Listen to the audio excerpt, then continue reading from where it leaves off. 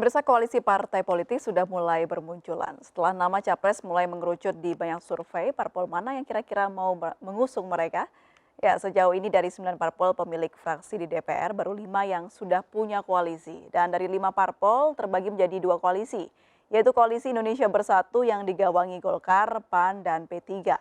Lalu Koalisi Gerindra dan PKB, sedangkan 4 parpol lainnya, PDI Perjuangan, Nasdem, Demokrat, dan PKS masih jomblo. Dari 4 parpol, sisanya Nasdem, Demokrat, dan PKS memang makin mesra. Satu parpol lagi, PDI Perjuangan sepertinya terlihat tak khawatir. Itu pun bisa dimaklumi sebab hanya partai berlambang banteng moncong putih itu yang dapat mengusung pasangan capres-cawapres tanpa harus punya koalisi. Jika melihat peta politik tersebut, kemungkinan muncul 4 poros koalisi di Pilpres 2024 bukan mustahil. Dan sebagai informasi, untuk bisa mengusung pasangan capres-cawapres parpol atau gabungan partai politik harus memiliki paling sedikit 20% dari jumlah kursi DPR atau memperoleh 25% dari suara sah secara nasional pada Pileg DPR 2019. Aturan ini tertuang dalam pasal 222 Undang-Undang Pemilu. Ya, masih bergabung bersama kami peneliti Litbang Kompas, Mas Yohan Wahyu dan Bang Heri Budianto, Koordinator Jubir Partai Perindo. Saya mau ke Mas Yohan lagi. Mas Yohan, ini tadi seperti pertanyaan saya menggantung sebelumnya, apakah ada hubungannya nih karakteristik dari pemilih untuk bisa memilih partainya? Iya, kalau tadi yang saya sampaikan ini ya, misalnya Perindo yang disampaikan Bang Herbut tadi, memang 35% responden pemilih Perindo itu memang mendasarkan pilihannya itu karena program kerja. Itu dari hasil survei Kompas ya. Kemudian 15%-nya adalah popularitas partai. Ini dua isu ini yang sebenarnya cukup mengemuka dari responden pemilih Perindo. Kalau kita lihat misalnya program kerja ini kan menarik. Ada relasi yang cukup rasional gitu ya antara pemilih dengan partai, tidak sekedar emosional gitu ya. Ini ada relasi. Jadi ada mungkin responden melihat, saya nggak tahu mungkin Bang Heri tadi bisa menjelaskan apa saja yang sudah dilakukan Perindo kemudian bisa mendekati masyarakat langsung gitu ya. Misalnya yang saya tahu ini kan gerobak gitu ya, gerobak UKM yang kemudian dikasih logo partai itu mungkin menjadi sebuah strategi Perindo untuk kemudian mengkampanyekan keberadaan partainya kepada kalangan menengah ke bawah gitu ya, terutama pelaku-pelaku usaha kecil menengah. Dan ini yang kemudian dibaca sebagai program kerja karena memang di survei kita tanya kenapa pilih Perindo misalnya, alasan terbesar itu 35% itu karena program kerja partai. Kemudian alasan kedua yang besar itu sekitar 15% itu adalah karena popularitas partai. Nah ini mungkin wajar karena kampanye di media ya terutama bagaimana Perindo melakukan kampanye secara masif, ini yang kemudian dibaca yang turut mempengaruhi mendongkrak popularitas Perindo sehingga mereka atau pemilih ini kemudian menjatuhkan pilihan ke Perindo. Artinya apa? Ada partai-partai yang kemudian memang ikat relasinya dengan pemilih itu karena memang dasar emosional ya, ada ikatan emosional, dia dekat dengan sosok partai, dia lebih senang dengan sosok partai. Ada juga pemilih yang kemudian karena ideologi gitu ya, karena memang ini nilai-nilai yang diperjuangkan partai, karakteristik partainya, kemudian sesuai, kemudian dia menentukan pilihan itu. Tapi ada kemudian relasi ikatan pemilih dan partai itu karena program kerja yang sifatnya memang real gitu ya. Tapi Mas Yohan, kalau kita boleh bicara objektif soal program yang dikemukakan oleh partai-partai di Indonesia, boleh dong dibilang kalau programnya kurang lebihnya terlihat sama begitu. Iya. Ini kan menjadi tantangan tersendiri begitu ya. Ya, ini saya membaca dari hasil survei ya, ada partai misalnya PKS misalnya, sebagian besar responden pemilihnya ini memilih PKS karena latar belakang ideologi gitu ya. Ya, sementara tadi yang saya bilang partai seperti Perindo ini lebih ditumpu oleh ikatannya, lebih relasinya lebih ke program kerja. Artinya memang bukan berarti yang kemudian yang ini lebih baik, yang ini lebih buruk, tidak. Tapi ini bagaimana kemudian karakteristik partai itu mendekati pemilihnya tentu akan dengan strategi yang berbeda-beda. Itu yang saya lihat dan ini sebenarnya potensial ketika relasinya rasional tadi ya.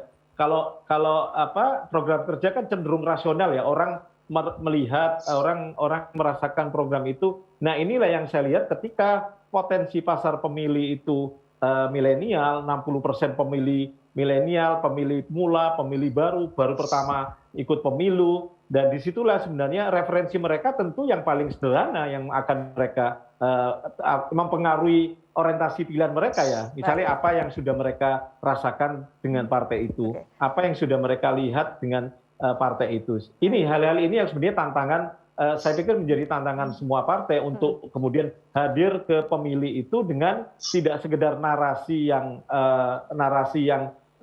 mungkin jauh dari mereka, tapi bagaimana mendekati pemilih itu dengan narasi yang membumi Oke. sesuai dengan kebutuhan Baik. real mereka gitu. Nah, kebutuhan pemilih milenial saya pikir harus dikaji seperti apa ini.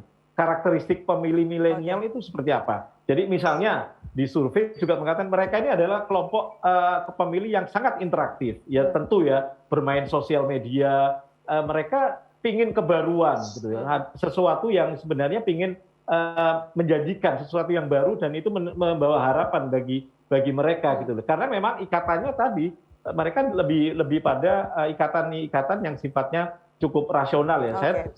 Saya dapat apa ini kalau memilih partai ini? Jadi Saya rasional dan kira-kira objektif ini Iya, apa, bisa apa yang didapat gitu ya. lebih Heeh. objektif.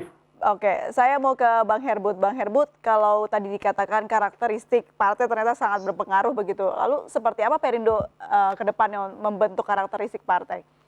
Iya, nah kami melihat bahwa misal ya, 3 survei terakhir Litbang Kompas bulan Oktober 2021 itu Perindo 1,7 kalau saya nggak salah. Itu nanti Mas Yohan ya.